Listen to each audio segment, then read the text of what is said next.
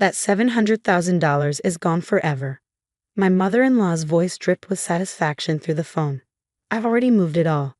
Consider it payment for putting up with you for the last 8 years.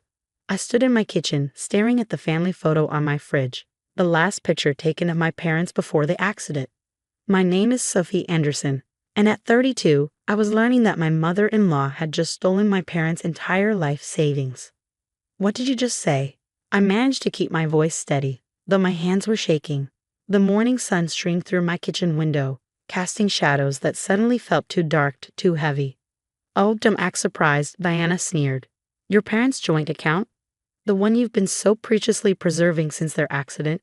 I found the paperwork in Michael's office last month. Getting added as a signatory was almost too easy. Your husband really should be more careful with important documents. My stomach dropped. Michael, my husband, had access to my parents' account information because he'd helped me manage their estate after the car accident 2 years ago. We kept the account open, using the interest to fund scholarships at the local high school where my mom had taught for 20 years. Diana, that money was meant for. For what? She cut me off. Some pathetic scholarships. Please, my investment opportunity is much more worthwhile. Besides, you're not even their real daughter. They adopted you, remember? That money should go to a real family member. The adoption card. Of course she'd play that. Diana had never accepted me even after 8 years of marriage to her precious son. To her, I would always be the orphan who got lucky twice. First with my adoptive parents, then with marrying into her prestigious family. Where's Michael? I asked, my mind already racing through possible solutions. Put him on the phone. Hawaii. Diana laughed. On that business trip you thought he was taking to Seattle. He's been seeing someone more suitable for the past 6 months. I just thought you should know everything at once. Consider it my gift to you, the truth. The room spun slightly. Michael was in Hawaii? With someone else? I gripped the kitchen counter, my knuckles turning white.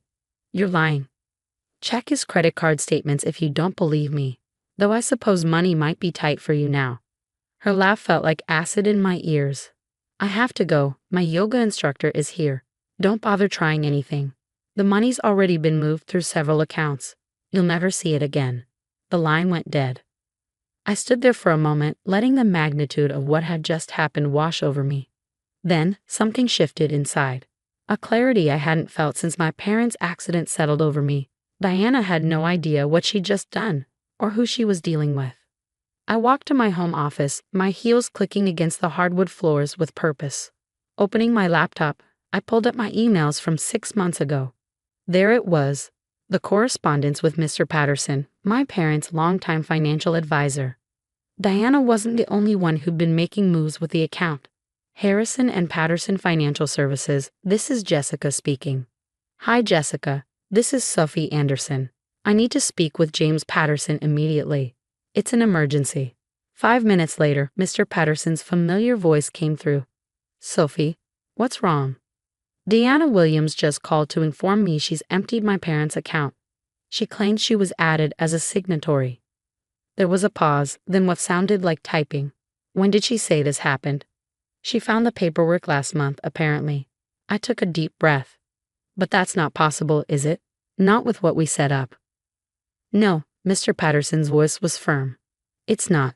After you came to me with concerns about unauthorized access attempts 6 months ago, we moved the actual funds to a new secure account. What Deanna accessed was the dummy account we left as a precaution. The real money is safe, Sophie. Relief flitted through me, quickly followed by a grim satisfaction. And everything was logged.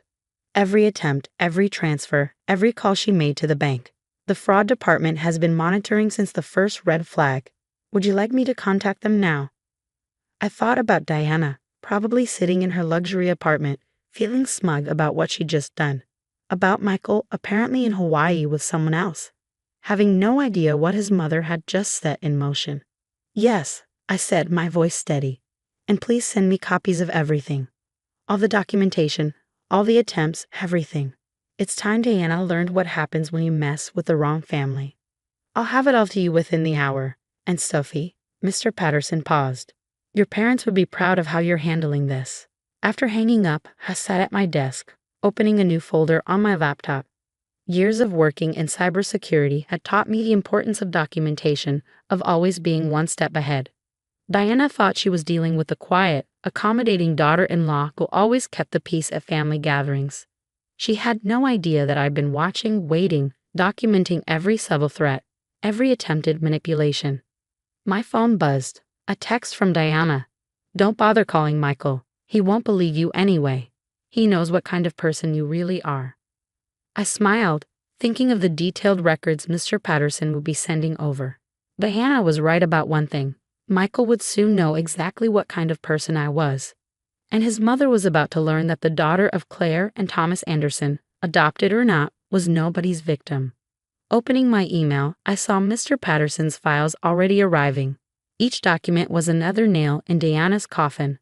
Attempted access logs, recorded phone calls, forged signature attempts. She hadn't just tried to steal from me, she'd left a trail of evidence that would destroy her carefully curated image of respectability. I thought about my parents, about their belief in education, in giving back to the community. The scholarships their money funded weren't just about helping students, they were about continuing their legacy of making a difference in people's lives. Diana hadn't just attempted to steal money, she tried to erase their impact on the world. As I began organizing the evidence, my phone buzzed again. This time, it was an email from the bank's fraud department, requesting an immediate meeting. Perfect. Looking at my parents' photo on my desk, I felt a sense of calm purpose. Diana thought she'd won, thought she'd finally put me in my place. She had no idea what was coming. The bank's fraud investigation team didn't waste any time. Within 3 hours of Diana's gloating phone call, I sat in a sleek conference room at First National Bank, facing 2 investigators and the bank's legal counsel. The evidence spread across the table told a story that even I hadn't fully appreciated until now. Mrs. Anderson, Sarah Chen, the lead investigator, gestured to the documents before us. "What we're seeing here isn't just attempted theft. Your mother-in-law created an elaborate scheme involving multiple forged documents, falsified identifications, and attempted wire transfers to offshore accounts." I nodded, taking in the scope of Diana's deception. "When did it start?" "Our records show the first attempt was made approximately 8 months ago," Sarah replied, pulling out a timeline. "She tried to add herself as a signatory using what appears to be your husband's forged signature. When that failed, she attempted multiple times using different approaches." The legal counsel, Mr. Rodriguez, cleared his throat. "What's particularly concerning is the level of premeditation. Mrs. Williams made calls to several bank branches, each time presenting herself differently, sometimes as your family's financial advisor, other times claiming to be acting on your behalf. As they walked me through the evidence, my phone kept buzzing with texts from Diana, each one more smug than the last. "Hope you're not too upset about the money. Maybe this will teach you to know your place. Michael always said you were too attached to your adopted parents' things. Don't worry, I'll make sure the money stays in the real family." I silenced my phone, focusing instead on the task at hand. "What are our next steps?" Sarah leaned forward, her expression serious. "We've already frozen all associated accounts and flagged Mrs. Williams in the banking system. The next step is filing formal charges. Are you prepared to move forward with that?" I thought about Diana's years of subtle cruelty, her constant reminders that I wasn't real family, her manipulation of Michael. "Yes," I said firmly. "I want to press charges." Just then, my phone lit up with a call from Michael. I excused myself and stepped into the hallway. "Sophie, what the hell is going on?" Michael's voice was tight with anger. "Mom just called me, saying the bank froze her accounts." "What did you do?" I closed my eyes, steadying myself. "Where are you, Michael?" "What do you mean?" "I'm in Seattle for." "Stop lying," I cut him off. "I know you're in Hawaii. I know about the affair, and I know what your mother tried to do." There was a long pause. "Sophie, listen." "No, you listen. Your mother tried to steal $700,000 from my parents' memorial scholarship fund. She forged documents, created fake IDs, and attempted multiple fraudulent transfers. Everything was documented. Everything was recorded. So before you defend her, you might want to see the evidence for yourself. She was just trying to what? Help you hide money for your divorce plans? Create a nest egg for you and your girlfriend? The bank has everything, Michael. Every attempt, every call, every forged signature, including yours." Another pause, longer this time. When he spoke again, his voice was different. What do you want? I want you to come home and face what you've both done. The bank's fraud department and their legal team are involved now. This isn't going away. After hanging up, I returned to the conference room where Sarah and Mr. Rodriguez were reviewing additional documents. Mrs. Anderson, Mr. Rodriguez said, we found something else. It appears Mrs. Williams has a history of similar attempts at other banks. This isn't her first time trying something like this. Of course it wasn't. Diana had always lived beyond her means, always had some new investment scheme or business opportunity. I'd never imagined she'd go this far, though. My phone buzzed again. Another text from Diana. Michael will never believe you over his own mother. You're nothing but an orphan playing house. I showed the message to Sarah, who added it to their growing file of evidence. This will help establish pattern and intent, she explained. Her communications show clear premeditation. As we continued through the documentation, a bank security officer entered with new information. They tracked the attempts Diana had made to move the money she thought she'd stolen, multiple transfer requests to accounts in the Cayman Islands and Singapore. If she had accessed the real account instead of the dummy one, Sarah explained, the money would have been nearly impossible to recover. I thought about how close Diana had come to destroying my parents' legacy, all while believing she was entitled to do so. The scholarships that money funded had already helped dozens of students attend college. My mom had always said education was the greatest gift you could give someone. Even after her death, she was still changing lives. We're ready to proceed with formal charges, Mr. Rodriguez announced. Given the amount involved and the extensive evidence of fraud, Mrs. Williams is looking at serious criminal charges. Just then, my phone rang again. This time it was Diana. I put it on speaker. You ungrateful little nobody, she hissed. How dare you involve the bank? Do you know who I am in this community? Actually, Diana, I do know who you are. So does the bank's fraud department, their legal team, and soon, the police. Would you like to know what they found? You're bluffing, but her voice wavered slightly. Multiple forged documents, fake IDs, recorded phone calls where you impersonated bank officials. Oh, and evidence of similar attempts at other banks. Did you really think no one was watching? I was just trying to steal from my dead parents' memorial fund, trying to erase their legacy because you never thought I deserved to be part of your family. You've made that clear for 8 years, Diana, but this time you went too far. There was a long silence. When Diana spoke again, her voice was different, desperate. We can work something out. I'll tell Michael to come home. We can talk about this as a family. Family? I cut her off. You've spent 8 years telling me I'm not family. Now you get to face the consequences of your actions, just like anyone else. I ended the call, looking up to find Sarah and Mr. Rodriguez watching with professional approval. The police will want to speak with her today, Sarah said. Would you like to be present when they do? I thought about Diana's face when she realized everything was documented, about Michael somewhere in Hawaii probably scrambling to damage control. I thought about my parents who had taught me that integrity mattered more than status, that family was about love, not blood. Yes, I said, gathering my things. I want to be there. She needs to understand exactly what she tried to destroy. As we left the conference room, I felt lighter somehow. Diana had tried to take everything from me, thinking I was powerless to stop her. Instead, she'd given me the opportunity to stand up not just for myself, but for everything my parents had believed in. The real money was safe, the scholarships would continue, and Diana was about to learn that underestimating me was the biggest mistake she ever made. The police arrived at Diana's luxury apartment building just as the afternoon sun cast long shadows across the manicured lawns. I stood slightly back, watching as 2 officers and a detective approached her door. The bank's fraud investigator, Sarah, stood beside me, a thick folder of evidence under her arm. Diana's face when she opened the door was something I'll never forget. The color drained from her perfectly made-up face as she saw the officers, then me standing behind them. Mrs. Diana Williams, the detective began. We need to speak with you about multiple counts of attempted bank fraud and identity theft. This is ridiculous, Diana sputtered, her usual composure cracking. Do you know who my family is? Who my husband is? Yes, ma'am, the detective replied calmly. We're also aware of your previous attempts at First National and 3 other banks. Would you like to discuss this here, or down at the station. Just then, Michael appeared in the doorway, looking disheveled and jet-lagged. His Hawaii trip had clearly been cut short. His eyes met mine, and for the first time in our marriage, he looked ashamed. "Sophie," he started, but I held up my hand. "Save it, Michael. The detective here has some questions for both of you about forged signatures and fake IDs." The next few hours were a blur of statements, evidence presentation, and watching Diana's carefully constructed world crumble. The detective laid out everything. Every attempt, every forged document, every recorded call where she'd impersonated bank officials.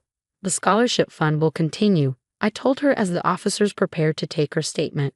"Every penny is safe, still helping students just like my parents wanted. You didn't just try to steal money, Diana. You tried to steal their legacy." Diana's face contorted with anger. "They weren't even your real parents. You were just some orphan they took pity on." "No," I said calmly, pulling out a worn photo from my wallet. "They were the people who taught me that family isn't about blood or status. It's about love, integrity, and standing up for what's right, something you never understood." As Diana was led away for formal questioning, Michael approached me, his face drawn. "I had no idea she was planning this," he said quietly. "About Hawaii, I'm sorry." I looked at this man I'd married, seeing him clearly for the first time. "You may not have known about the fraud, but you knew who she was. You knew how she treated me, how she talked about my parents. You just chose to ignore it." "What happens now?" he asked, his voice small. "Now, I continue my parents' legacy. The scholarships will go on, helping students achieve their dreams. As for us, I twisted my wedding ring off, placing it on the table between us. I think we both know this marriage is over." The divorce proceedings moved quickly. Michael didn't contest anything, perhaps hoping to avoid more scandal. Diana faced multiple fraud charges, her reputation in the community she'd valued so much now in tatters. 3 months later, I stood at my parents' grave, placing fresh flowers beside their headstone. The first round of scholarship recipients had just been announced. 15 students who would get the chance to pursue their education, just as my parents had wanted. "Mrs. Anderson," a young voice called out. I turned to see Maria, one of the scholarship recipients, walking toward me with her mother. "We hoped we'd find you here," Maria said, clutching an envelope. "I wanted to thank you in person. This scholarship, it means everything. I promise I'll make your parents proud." As I hugged this bright young woman, I felt tears in my eyes. This was my parents' true legacy, not just the money, but the lives they continued to touch, the dreams they helped make possible. My phone buzzed. A text from Sarah at the bank. "Diana took a plea deal, significant fines and community service.